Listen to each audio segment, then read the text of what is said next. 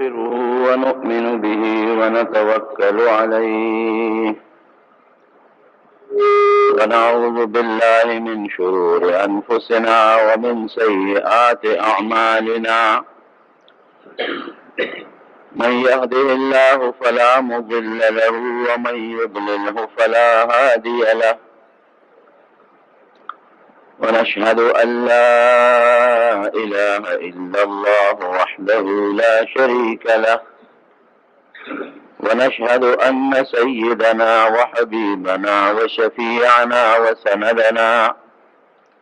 ورحمتنا ومولانا محمدا عبده ورسوله أما بعد فقد قال عمار بن ياسر رضي الله تعالى عنه قال ثلاث من جمعهن فقد جمع الإيمان الإنصاف من نفسك وبذل السلام للعالم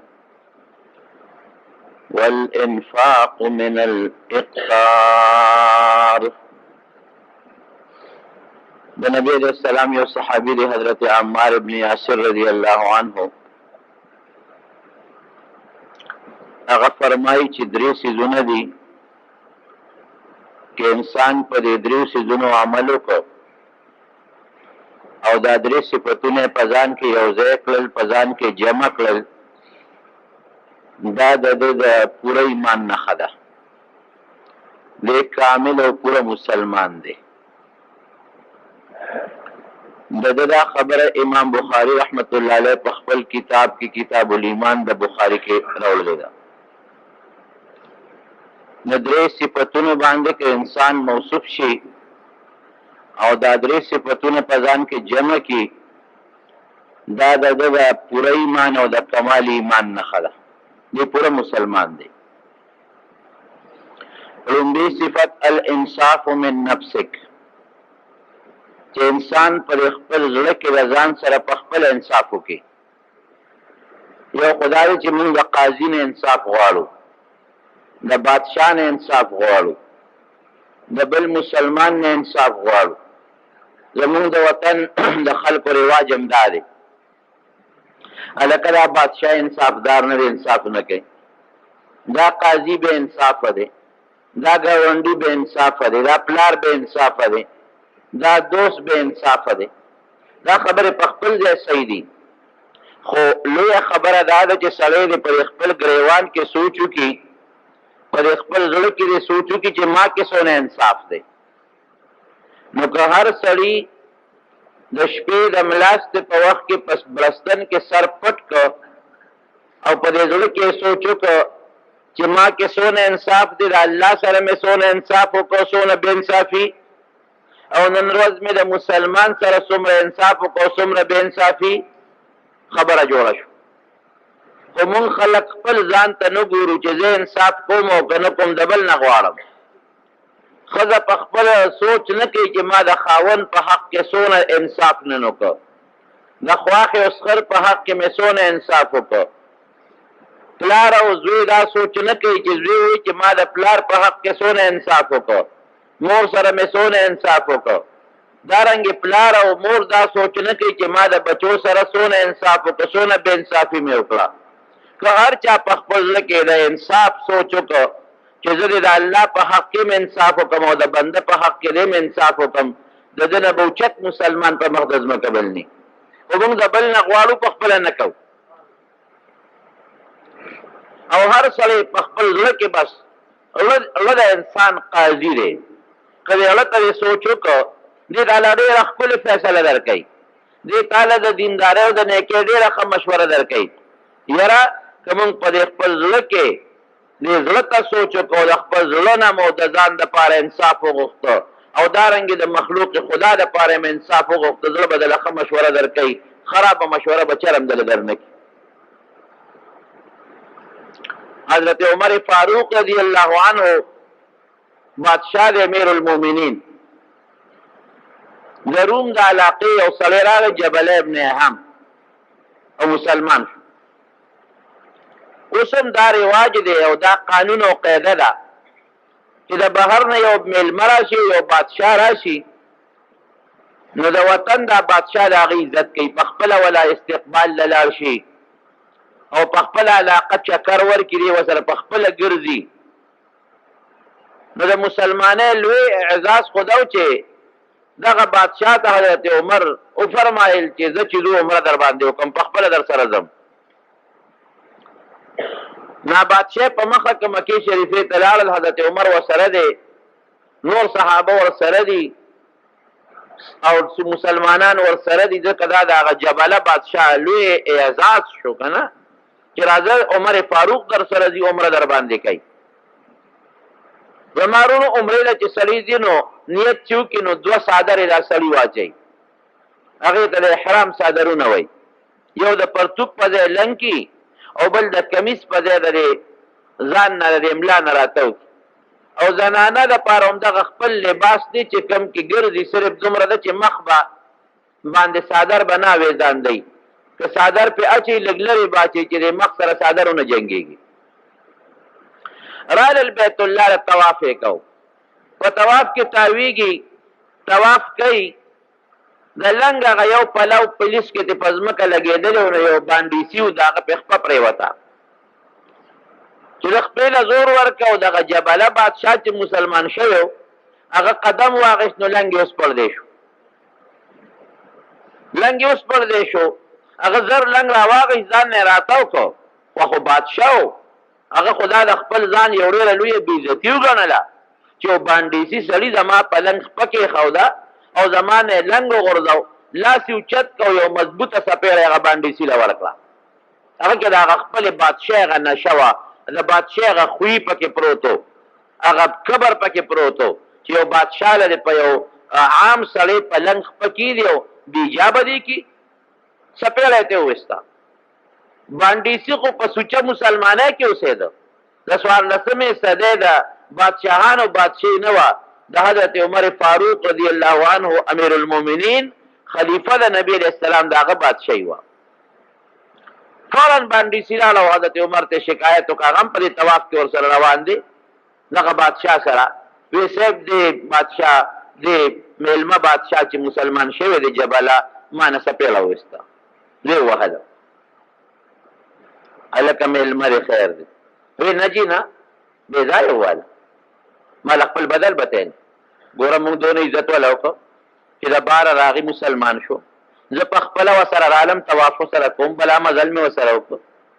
او دا ګوره مسلمان شوی دی او زه درته درخواست کوم وی عمر الله د رسول خلیفه ما ته به سپارش په دې کې نه کوې د الله او د رسول چې څه فیصله یي هر هله جاري کړه د قیامت په ورځ به زما لاس دی او ستا به ګرېوانې تا به د ګرېوانه نیسم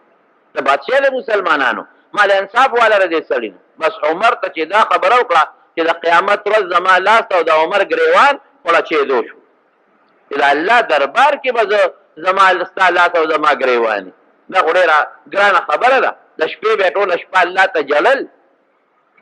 او الله ته به یې سوالونه کول چې یا خدایه لوی رعیت دې را په غاړه کړی دی او وی به که د فرات دریاب په غاړه سپي د تندې مړ شو د قیامت پر ورځ به د هغې تپوس د عمر نه کېږي نو سپي د فرات د دریاب په غاړه ولې د تندې مري اوبه خو شته دریاب خو شته خو لږ ښکته کړي که نه لیکن بیا هم وی نه ما نه به تپوس کېږي په کار دی چې په دې غاړو کې زه ځایونه جوړ کړم چې سپو ته او حیواناتو ته اوبه څکل اسان شي که حیوان او سپي غوندې حیوان د تندې مړ شو د دریاب په غاړه نو ما نه به تپوس کېږي نو چې الله نه ویریږه عمره او د الله په دربار کې د قیامت پر ورځ به زما لاس او ستا ګرېواني او ستا د رب او د پیغمبر چې کوم شریعت او دین دی د هغې فیصله درنه غواړم جبله بادشاه ته یې آواز وکړ دې خوا راشه وی دا بانډیسي تا په څپېړه والی دی وی او ولې دې ووهه وی ته زما په لنګ باندې خپه کېښوده او زه بیجابه کړمه وی تا را زه په لنګ خپه کې ولې کېښوده وی صاحب زه خو په رش کې روان وم ما قصدن خو خپه نه دی ښودی زه به لنګ پولیس کې اوچت ځان پسې راښکه که نه د ولې ځان پسې په ځمکه پولیس کې لنګ راښکه چې عمر فاروق خبره واورېده هغه بادشاه ته یې وی دا څه کار دی ته مسلمان شوی ایمان دې قبول کړه د اسلام خپلې قیدې او کلیې دې خفه کېږي به نه ما ستا دپاره درته نصیحت مخکې وکړه دته مې ستا سپارش وکړ چې دې تا ته غږ نه کوي او هسې دې ابېسه دې معاف کړي خو دې نه مني او د الله دربار کې فیصله غواړي نو دا مهرباني وکړه چې یا دې رضا کا دا باندې سي موږ هم ستا دپاره مینت خیر ورته بیا وکړو او یا وایي که رضا نه شي نو د شریعت او د اسلام قانون دا دی چې د بادشاه او د ګدا او د امیر او د غریب فرق نشته چې سنګ سپېله د تیز دی دقسې به درنه وباسي بادشاه وی خو خیارو هغه خو بادشاهي په کمقلتوب خو نه کېږي وی ما له مهلت راکړه صاحب یو د 3 ورځې زه به مو ته مینتداري وکړم رضا به کړم او تاسو به مو ته ووایه رضا به شي وی ډېره ښه ده بس هغه 3 ورځې کې دنه هغه جبله ابن اهم هغه مسلمان شوی بادشاه واپس خپل روم ته وتښتېده واپس کافر شو داسې اسلام مې نه دی قبول چې یو بانډیسي نه ما سپېله وویسته او هغه بانډیسي به بیا زمانه بدل اخلي ځان ورته لوی ښکارېده واپس لا چې واپس لاړ نو هغه خپل قوم واپس په تخت کېنم بیا بادشاه خوشحاله شو ورته ځکه نه اوس خو به د مسلمانۍ د دین نام څه زده کړه کړي واپس بادشاه شو حضرت عمر تپوس وکړه مېلمه څه شو خو نه ښکاري تاسو وګورئ چې طلب یې وکړه شاهي مهمان خانه وغیره څه خو داسې عام کورونه به و که نه سړی نشته په تپوس شو هغه تښتېدلی دی واپس روم حضرت عمر فاروق رضی الله عنه د ډېره خره بس قسمت کې اسلام بنو مرتد شو واپس لاړ ډېره زمانه پس د مسلمانانو یو تجارتي وفد قافله تلې وه د هغه علاقې ته دته پته ولګېده چې مسلمانان راغلي تپوس یې وکړو څوک دا قافله د کوم ځای ده ویل د مدینې شریفې ده مسلمانان دي وی ما لی راولې یو مسلمان یو صحابي پکې ځان ته پیش کړ وی د کوم ځای نه راغلي وی د مدینې شریفې نه وی د مسلمانانو حالت څه دی وی ډېر ښه دی ډېرې علاقې فتح شوې امیر المؤمنین عمر فاروق نوم خو یاد وکړ ډېر لوی رعب او دبدبه او د انصاف حکومت دی وی ما پېژنې د بادشاهانو به په سر باندې پرې مخ روبند اچو لکه زنانه چې مخ باندې روبن اچوي داسې روبن به اچو دا به د هغوی یو عزت و هغه روبن یې ورته د مخ نه لرې کړه وی ما پېژنې وی صاحب او مې نه پېژندې وی زه هغه جبل یم که نه هغه بادشاه ابن اهم وی ښه ته هغه چې مسلمان شوې او بیا واپس رالی وی او زه مقه بادشاه یم یاره وی تا پسې خو امیر المؤمنین عمر ډېر خفه دی او دا تا دا اسلام ولې پرېښوده ولې رالی خو هغه بانډیسي رضا کوو به که نه مونږ به رضا کړی و که نه دا خو د اسلام قانون دی اوس د اسلام په قانون کې خو دا نشته چې غریب له به سزا ورکړي او چې کم پکې مالدار دی هغه به دغسې ګرځي دا قانون خو دې ځای نه خراب شو که نه تاسو وګورئ په دې پېښور کې یو ځای بل دی خو که ګورنر یا وزیر اعلی یا یو وزیر په لاره تېرېږي نو د هغه دپاره د ټریفک د باتۍ او د اصول نشته هغه ته لاره ورکوي مریض دی ولاړي مري دی که نه ایمبولنس دی ولاړي پروا نشته خو چې دغه بلا تېره شي هغه له قانون نشته او که چېرته موت هغوندې غریب ولاړي اخو درېږه قانون دې پاس کړه د قانون خلاف ورزي دې وکړه راوباسه شا به دا لیسنس دی او دا کاغذونه دی اوس د جرمانه کړه سعودي کې دا نظام نشته مونږ خو دغه یو ملک لیدلی بل هم نه دی لیدلی هلته خو چې سره باتی بلی نو که د ګورنر ګاډي هم به ولاړې او که د غریب هم به ولاړې قانون یو شانته دی حضرت د نبی کریم صلی الله علیه وسلم په زمانه کې یو مالداره ښځه وه د هغې نوم عایشه و فاطمه نوم فاطمه غلی وکړه چې غلی وکړله غلا پې ثابته شوه نبی علیه السلام مبارک حکم وکړو لاس پتې پرېږدو نو د مالدارې کورنۍ وه نو هغه چې کومې قوم او خاندان و هغې وې دا به بونډۍ ګرځي اوس ښځه خو بیا هم داسې ده چې اوس د هلک نه پرېږدي خو بیا هم پې کار نه شي کولی خو د ښځې مقصد خو حسني او لاس ښې به ترې پرېږدي دا به د کور کار وار داسې مسله جوړه شوه نبي علیه السلام ته سفارشونه کړو نو سفارش کې وله حضرت اسامه ابن زید چې دا د نبي علیه السلام ډېر خوښ و نمرئي زوی دی خو ډېر زیات خوښ و ده ته یې ته سفارش وکړه چې دا جنۍ معاف کړي نبي علیه السلام نو هغه په سفارش کې راغی او نبی علیه السلام مبارک ته سفارش وکړه صاحب دا جنۍ چې د فاطمه د هغې نوم او دې د اغلا کړې ده خو دا د یو رئیس د خاندان نه ده او صاحب پرې معاف کړه نو ښه به حضور پاک مبارک چې دا خبره واورېده دا ننګي مبارک د غصې نه څه شو غصه شو وی د الله په حد کې او په حدودو کې ته سپارښونه کې د الله حد به زه نه ورکوم وی د ما نه مخکې چې کوم امتونه تیر شوي دي چې مالدار به غلا وکړه به یې معاف کوو غریب له به یې سزا ورکوله د امیر بچي به روانې وکړه هغه ته به یې سزا نه ورکول او غریب له او مسافر او مسکین له به یې سزا ورکوله نه الله هلاک کړل وی زما د قسم په هغه ذاتي چې زما ستا د چا په اختیار کې ده چې دغه فاطمه څه کې که زما لور فاطمې د اغلا کړې وی الله دې ته وساتي موږ وایو که زما لور فاطمې د اغلا کړې وی قسم په رب چې د هغې نه به مې هم لاس پرې کوو خامخا به لاس پرې کېږي دې ته انصاف وایي دې ته عدل وایي چې بیا به پکې د غریب او د مالدار فرق قطعا نه د بادشاه د زوی او د بل چا فرق به پکې نه حضرت عمر فاروق زوی له هم سزا ورکوي خپل بچی له هم سزا ورکوي او صحابي له هم ورکوي او بل له هم ورکوي دا حضرت علی رضی الله عنه حکومت دی د هغه نه یو یهودي زغره چېته وواله ګوره بادشاه دی امیر المؤمنین دی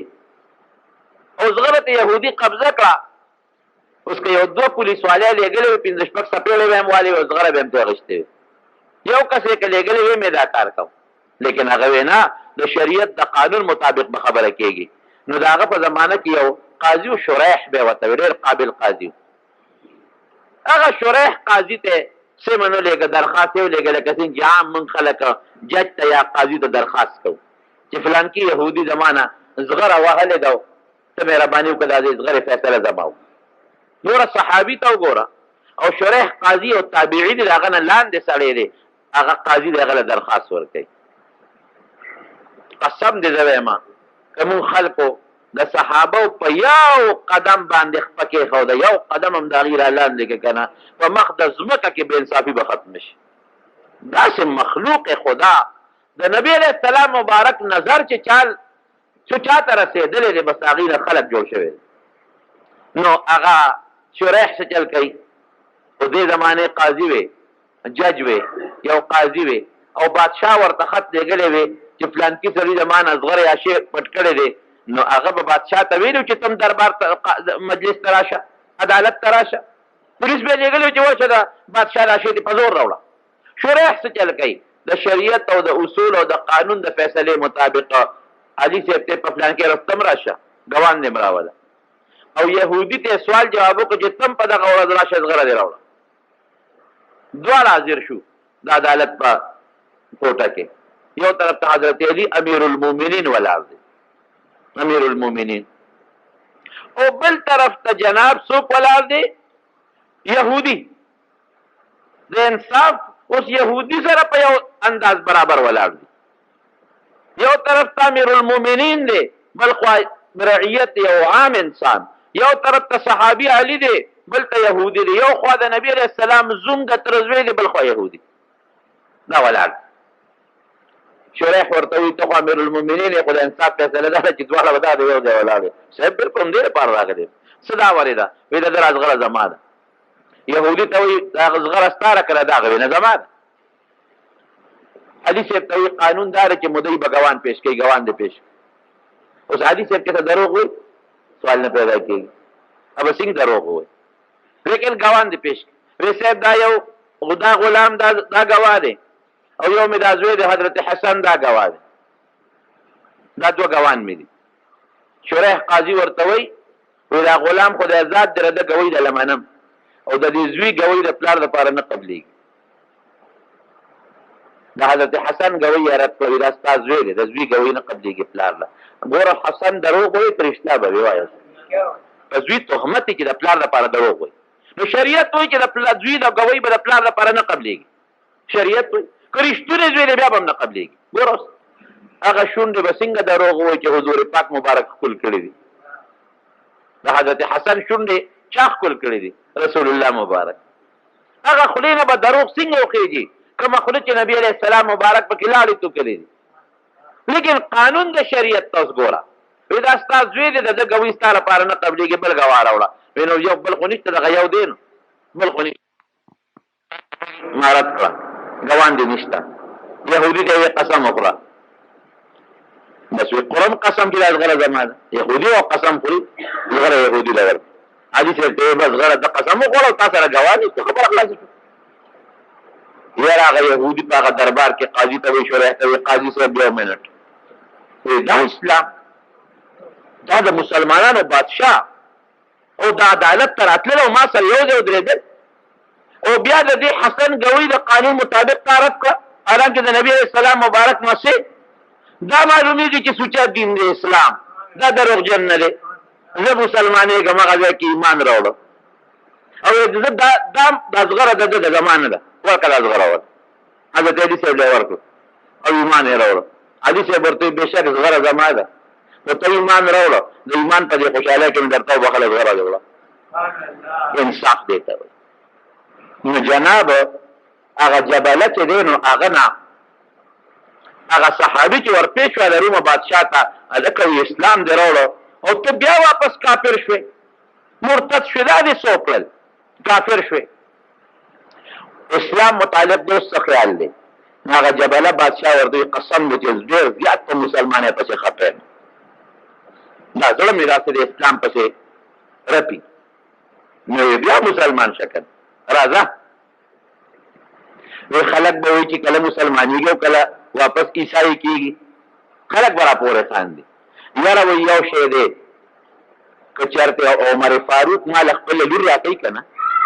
نو دا به مې یو بانه شي چې وروره ځکه مسلمان شوم چې د عمر غوندې شخصیت راته لور وبخله نو دا صحابي ورته وایي که زما لور غواړې خو درنه قربان او که د عمر لور غواړې د هغه اختیار خو ما سره شته دی نه خو به د هغه نه تپوس کول غواړي چې هغه درکوي که نه درکوي وایي لاړ شه تپوس دی نو که عمر لور راکوي نو زما اسلام تړه کېږي بیا مسلمانېږم بلکې مې خارق دي مسلمانۍ پسې وایي تپوس به ته وکړم راغې مدینې شریفې ته او پیاده مزلې نو چې راغې وخت پکې وړی د عمر فاروق ته هلې صاحب د هغه جبله بادشاه بیا مسلمانۍ تړه کېږي نو ستا لور غواړي نو تا ورته څه ووایي نو ما ورته وایي که زما لور یې خو درنه قربان د اسلام دپاره او که د عمر لوري نو د هغې اختیار خو ما سره نشته د هغې اختیار خو هغه سره تپوس به ترې وکړم یا د خدای بنده وي وی ښه به دې ورته کړي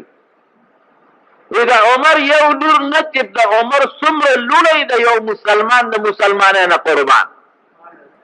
شاباله په دې اس سور شه ښه تکړه اس وګوره په هغې سور شه او ځان رسوه او ورته ووایه چې مسلمان شه د عمر لور دې په کار در بس د سره نکاح ده شابه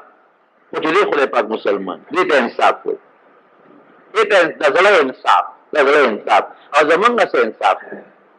الله اکبر موږ بلکې نقطې راوباسو چې څنګه ورسېده هله ګوله وه وایي څه چلو شو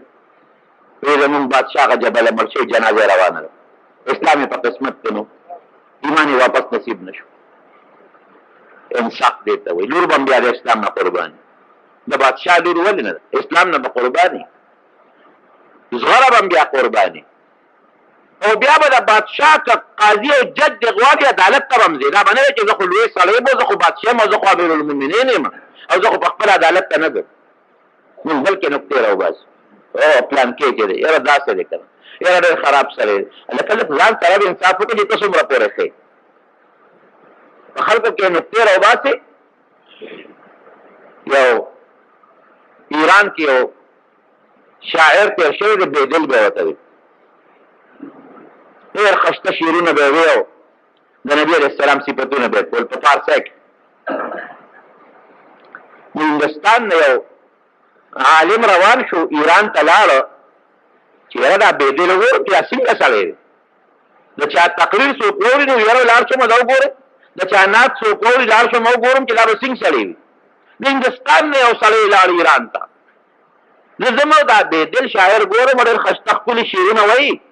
او د نبي علیه السلام صفتونه کوي چې دی خو لږ وګورم چې دا څنګه سړی دی چې ورغې تپوس یې وکړه کور یې کوم دی د بېدل شاعر دغه کور دی چې دروازه ورته بوله راووت ورته بېدل مې په کار دی وایي ځې یمه که نه نو ږیره خری دی وه خفه کېږې ما ږیره مکمل خری دی وه نو هندوستان د عالم ورته وایي افسوس د نبي علیه السلام مبارک صفتونه کې د هغه نعتونه دی او ږیره دې خری دی ده ږیره خری د هغه سنت دې خری دی ږیره دې خری دی ده نو هغه بېدل ورته وایي پارسی کې ریش را می خراشم ولکن دل مسلمان را نمی خراشم ګوره بعضې خلک جواب کوي که نه ویښته خو خوریم ږیره خو خوریم خو د مسلمان زړه نه خوریم مسلمان ته ضرر نه رسوم اوس هم بعضې خلک داسې وایي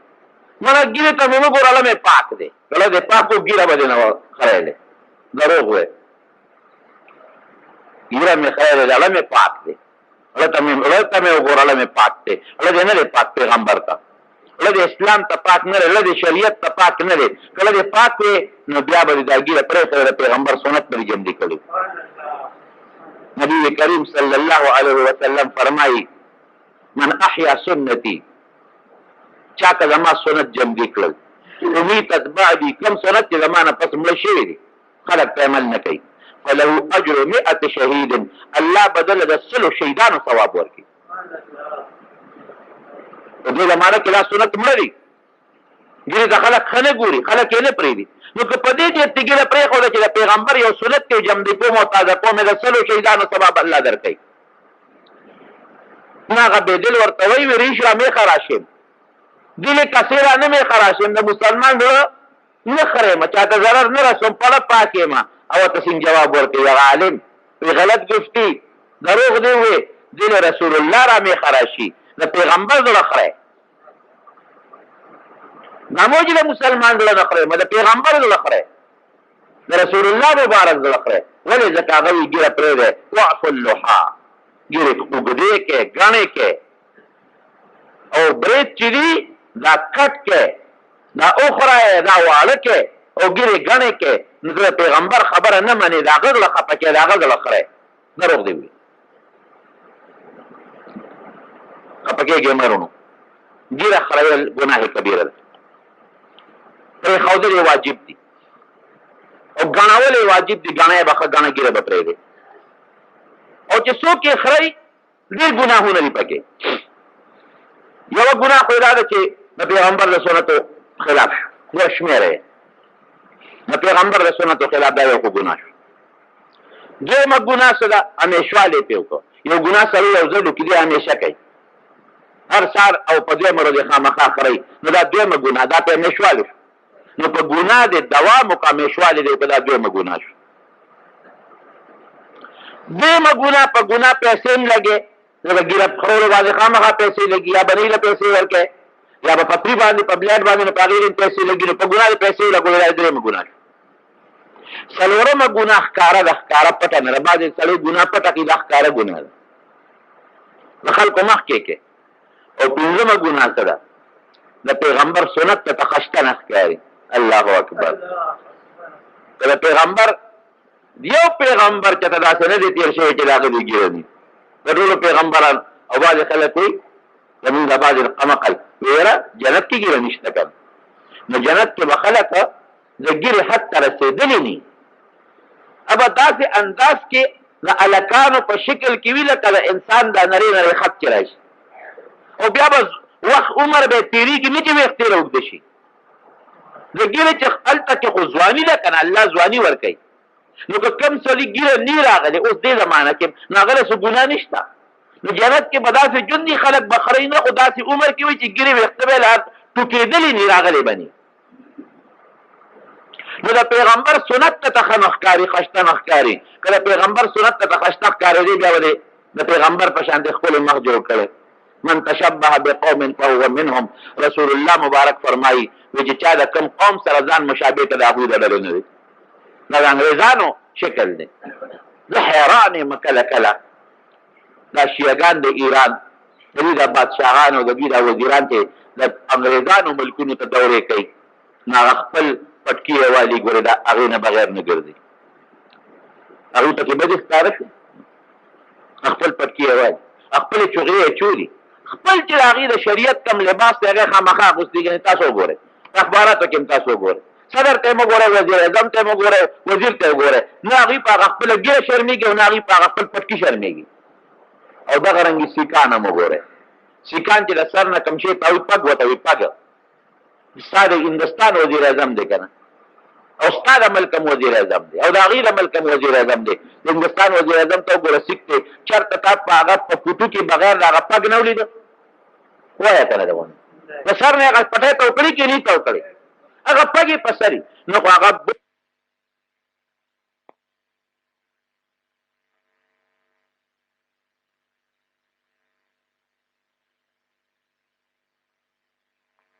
ځان سره انصاف وکړه بل نه مه غواړه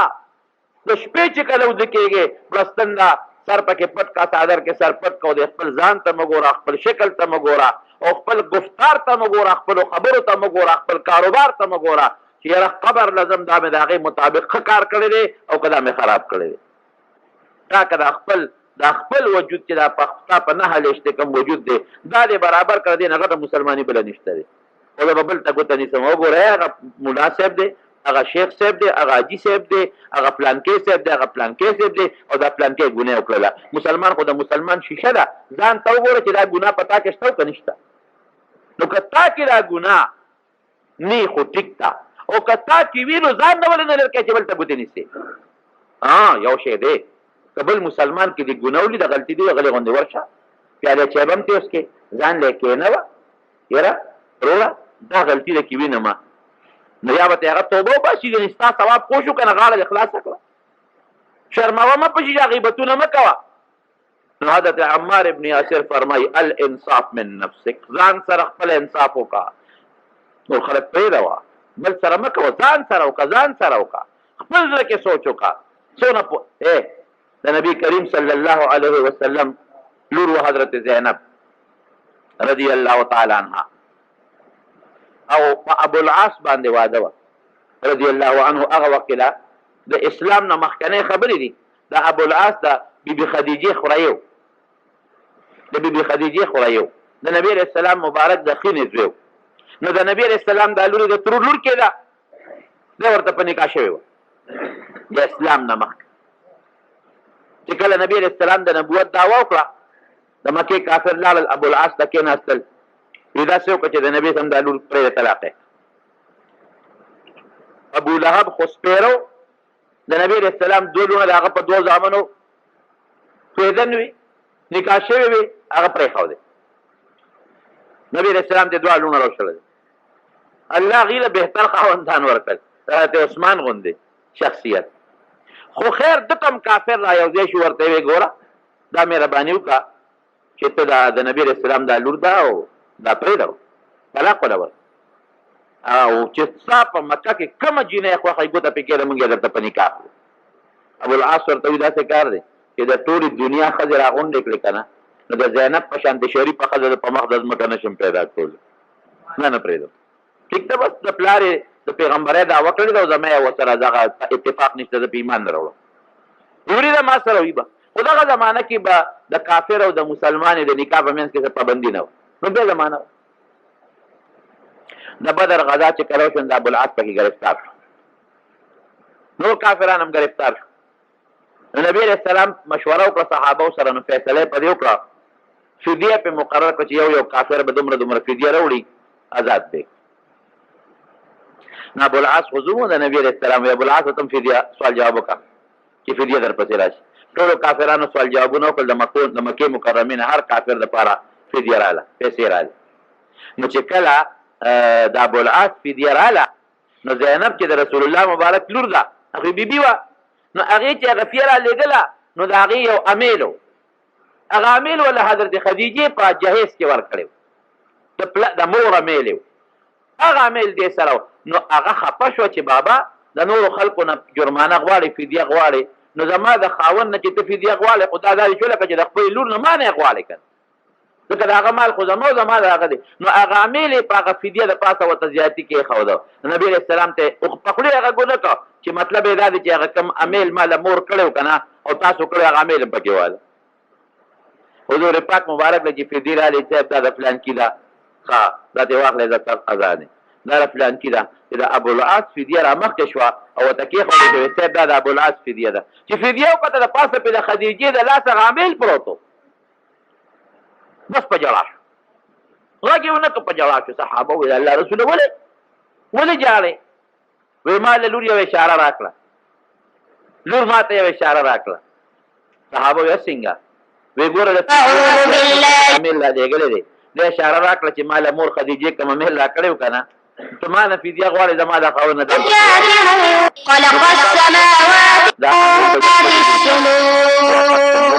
چې دا زما لور سره زما د بیبي د مشرې بیبي یو نښه ده او د حضور پاک مبارک خدیجه رضی الله عنها سره ډېر محبت و. هغه زاړه حالات ورته رایاد شو، ورته مخکې شو. صحابه ورته الله رسول دا ټولې پیسې ورته واپس کړه، موږ قربان یو، واپس کړه ورته، زموږ ټول پرې راضي یو. ابوالعاص ته یې وایي چې داسې کار دی، ته د خپله فدیه واخله ځه، خو په تا یو شرط ایږدم. اوس دې وخت کې د الله حکم راغلی دی چې د مسلمانې د کافر سره نکاح منع ده، نو ته مهرباني وکړې زما لور به ماله راوړې چې وطن ته ورسې. دا شرط یې پکې کېښود. وی ډېره ښه دی چې مکې مکرمې ته لاړه، نو حضرت زینب یې خپل رور سره کړه، کنانه ابن الربیع د رور نوم وی دا ورته واله او مدینې شریفې ته بوځه پیغمبر علیه السلام ته خپله لور واله کړه. خیر هغه قصه لږه اوږده ده، خو راوسته نبي علیه السلام په لاره کې ورپسې حضرت زید ابن حارثه او نور صحابه لېږلي وو. وایي تاسو پلان کې ځای کې ودرېږئ، زما لور به راشي، نو ځان سره راولئ مدینې شریفې. مدینې شریفې ته راوسته. څه موده پس دا ابوالعاص پردي مالونه هم ورسره وو، شام ته تجارت له تللی و، ډېر لوی سوداګر او تاجر او مالدار سړی و. نو چې واپس کله راته نو مسلمانانو په لاره کې ونیوه، مالونه هم ورسره وو. هغه مالونه غنیمت شو، دی ګرفتار کړی وسته. نو دی ډېر هوښیار و چې مدینې منورې دی کوڅو ته رانږدې شو که نه، نو هغې له اعتبار ورکړه چې ګنې زه تاسو نه تښتم نه. نو تپوس یې وکړه، یاره یو تپوس ته نه کومه چې د نبي علیه السلام هغه لور زینب مخکې خو زما بیبي وه که نه، او واده شوې خو نه ده. وی نه، وی کور یې کوم یو دی؟ وی دغه کوڅه کې مخامخ کور یې دی، هلته اوسېږي. وی ښه ښه. خو چې د هغه د دروازې ته ور مخامخ شو منډه یې کړې. مطلب یې دا و چې مسلمانان وجلي که څه به راسره کوي. نو د هغې زړې بیبي د نبي اسلام د لور د زینب کور ته ور دننه شو، دروازې ته هم پسې کونډه کړه. زینب چې وکتل ابوالعاص دی، ته څنګه راغلې؟ وی بس زه خو رالم، ماله امن راکړه.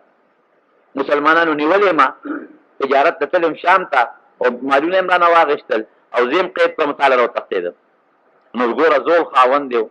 خامخا هغه زاړه روابط وو. نو حضرت زینب راغله، نبي علیه السلام مبارک ته کېناسته. وی د الله رسوله بابا یو تپوس دنه کوم، ای وایه. وی که یو ښځه چاله امن ورکړي نو تاسو امن ورکوئ؟ که یو ښځه چاله امن ورکړي. وی او زینب ځه، ما ستا قیدي له ابوالعاص له امن ورکړی،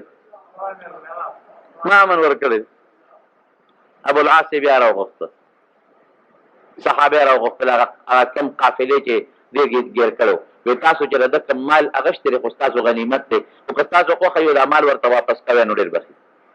هغې وی ډېره ښه ده. چا د کور نه لوټه راځغلول او چا بستره او چا بل شي چا بل څه د خپل مالونه ورکړل. وی ځه ابوالعاصه ته تعالی مونږ امن درکړه د مکې. انصاف ته ګوره اوس که چې دې مکې مکرمې ته لاړه، خلک یې راغونډ کړل چې څومره پردي امانتونو ټولې خلکو له ورکړل، او پردی قرضې چې ورسره وی هغې هم ورکړې، او خپل مال یې راجمع کړه. ودرېده. وی ای خلکه په ما د چا امانت شته؟ وی نه. په چا قرضه را باندې شته؟ وی نه. وی ووایه که د چی؟ وی نه، ته ډېر ښه وفادار انسان یې، او موږ له خپل قرضونه هم واپس راکړل، او موږ له خپل امانتونه هم راکړل. وی ښه نو زه دا کلمه یم چې اشهد ان لا اله الا الله واشهد ان محمدا عبده ورسوله. ما د خپل رسول انصاف ولیده، ما سره دوه ځله انصاف وکړه،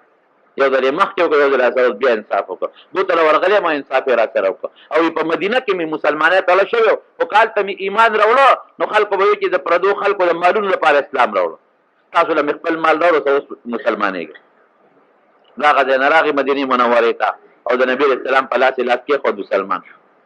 چې مسلمان شو، رسول الله مبارک ورته بیا حضرت زینب دوباره په نکاح کړه، بیا د هغه نکاح له الله راوستل. زړه کې سړی سوچ وکړي چې ما کې څونه پورې انصاف دی. بس زه بل نه غواړم، ما کې انصاف شته که نشته. خاوند به ښځې سره خپل انصاف کوي، ښځه به د خپل خاوند سره انصاف کوي په خپلو حقونو کې.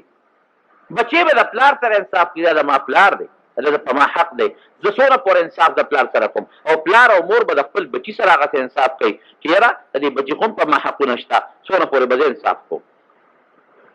ګاونډي د ګاونډي سره، نیک د خپل مزدور سره، او د خپل همسایه سره، او د خپل زمیندار سره، او زمیندار د خپل نیک سره. او دارنګې هر مسلمان د بل مسلمان سره سوچ وکړه چې ما کې انصاف. زمونږ د خلکو دا یو غلط سوچ دی، یاره جي هغه بې انصافه سړی دی نو، هغه ظالم دی نو، هغه دا ګناه کوي نو، هغه دا ګناه کوي. ته سوچ وکړه ته څومره کوې. سرپټ کا په څادر کې د شپې او سوچ وکا استاد مې دی، د دین مې استاد دی، د دنیا مې استاد دی، زما په اړه کې هغه سره انصاف شته که نشته ورسره؟ قسم دې زه خو په خپل ځاني زما خو چې د سکول استاد نه دی، د سکول کې خولي زه قدر کوم، د سکول د استاد پوره احترام یې کوم، قدر یې کوم، سر ته ورته نه کښېنم، اگر چې سر ته مې کښېنوي کښېنه، زه یم نه ته به سر ته کښېنې، زما د سکول استاد، د خپل سکول د استاد قدر کوم. او بیا د دین د استاد چې قرآن درته وښي، حدیث درته وښي، فقه درته وښي، یا درته دوه درې څلور د دین مسلې وښي، خامخا به قدر کې عزت پکې. دا قدر عزت په مونږ کې نشته، مشرانو کې هم کشر کل کې نشته. نبی علیہ السلام مبارک څومره لوی شخصیت دی، په لاره د سپین ږیري نه مخکې به نه ته. مونږ څومره په سوزکي کې به سپین ږیري ولاړي، په بس کې به سپین ږیري ولاړي، پلین کوټ په دروازه کې به ملې ټیټه کړي، ځوان زلمې به سوټا په سیټ ناست دي، سټ به ورته نه کوي چې راځه په دې سیټ باندې کښېنه. بس دا د کوم نه انصاف شو؟ نو خپل زړه کې انصاف وکړه. دروغ مې نن څونه ووې، غیبت مې د څونه مسلمانانو وکړ، دوکه ټګي مې څونه مسلمان سره وکړه، او د الله سره مې څونه انصاف وکړ، مونځ مې ولرن کړی دی او که مې نه دی کړی، او د رسول الله مبارک د سنتو مې څونه قدر کړی دی. ګیره مې شته که نشته، برېت مې پرېښي دی که نه، ګیره به پرېږدې، ګڼی به، برېت به کټ کې. خفه کېږې مه زما په دې خبرو، قسم دې زه په بل په نیت نه یم، زه یم چې خدای پاک تاسو خپل پیغمبر ته نږدې کړي، ما له په الله اجر راکړي که نه، تاسو له فایدې لپاره. او که یو سړی دا ګناه کوي دی وایي چې دا ګناه کوم، دا نه وایي چې ګناه نه کوم، نه دی وایي چې د ګناه کوم، او الله ما له د دې ګناه نه د بچ کېدو توفیق راکړي. دوه کسان عیسایان رالل نبی علیہ السلام مبارک ته، استازي و استازي ګیرې خریلې وې، حضور پاک مبارک ته مخ بل طرف ته واړو، او بعضې خلک داسې وي بدبخته به ورته وایم چې حج له لاړ شي او هلته کې ګیره پرېږدي او بیا وخورئ، واپس چې راځي بیا وخورئ. نو دا مونږ ګیرو والا چا د بس د کوز کړو، که دا د ډوډۍ صد راته څوک نه کوي، اګر را سره څوک خبرې نه کوي، څه چل دی پکې؟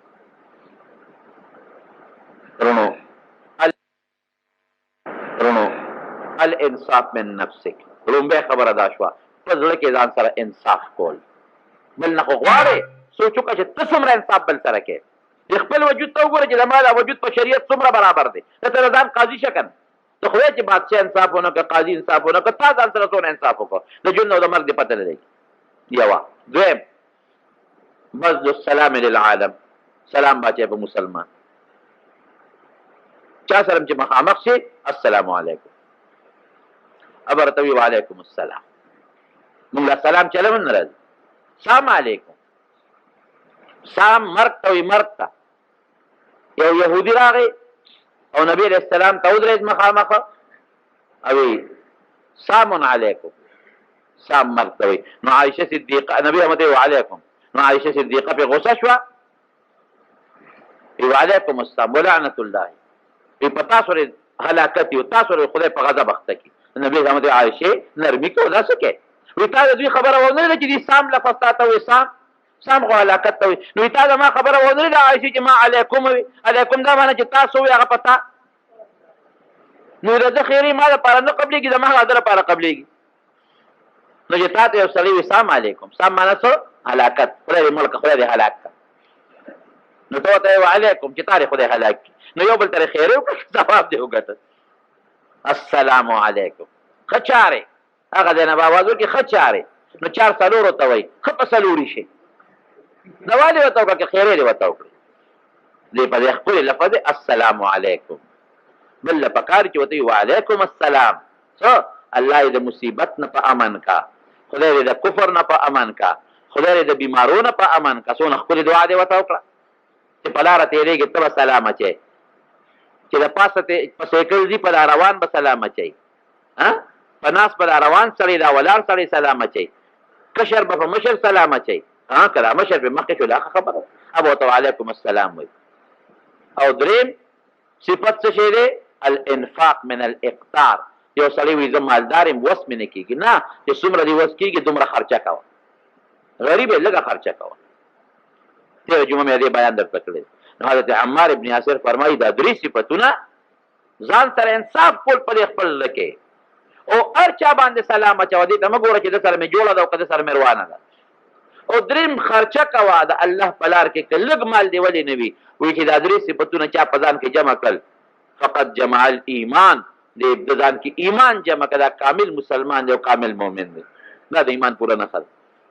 بهر کې د لومبه خبره لګړې ضروري وا ځکه موضوعات سره درته وکړه او لنډه طریقه دغه د چې سړی د شپې سملی د مخ په خپل صادر کې پټ کی او د سوچو کې خپل انصاف بده د خپل معلوم چې ما کې څونه پور انصاف دی د خپل گاونډي سره د خپل لور سره د خپل تربور سره د خپل مور او پلار سره د خپل بچو سره د خپل استاد سره د خپل رور سره د خپل خځې سره د خپل بچو سره څونه پور انصاف پالن کړی دی که کمی دې کړي توبه وباسه آینده لپاره د بل ورځې کوشش وکړه چې ځان کې انصاف پیدا کړو د مرګ او د ژوند ګوره هېڅ پته نه لګي چې موږ داسې الله سره مخامخ شو په داسې حالت کې چې زموږ